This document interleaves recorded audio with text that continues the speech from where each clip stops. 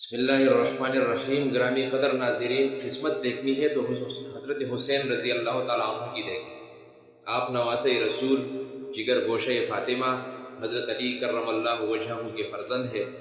آپ کی ولادت 5 شعبان المعظم سن 4 ہجری کو مدینہ منورہ میں ہوئی۔ رسول خدا صلی اللہ علیہ وسلم نے اپنے ہاتھ مبارک سے ان کو شہد چٹایا۔ آپ علیہ السلام ہی نے ان کے کان میں اذان دی۔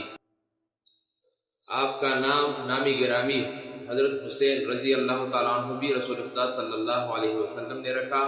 آپ علیہ السلام نے ان کے عقیقہ کرنے اور سر کے بال کے بقدر چاندی خیرات کرنے کا حکم بھی دیا۔ رسول اللہ صلی اللہ علیہ وسلم کو حضرت حسین سے بے پناہ محبت تھی۔ فرمایا کرتے تھے کہ حسین میرے دنیا اور جنت کے پھول ہیں۔ کبھی کبھار آپ صلی اللہ علیہ وسلم فرد محبت میں فرما دیتے تھے کہ میں حسین سے ہوں اور حسین مجھ سے ہے۔ آپ علیہ السلام کے کندھوں پر انہوں نے سواری کی۔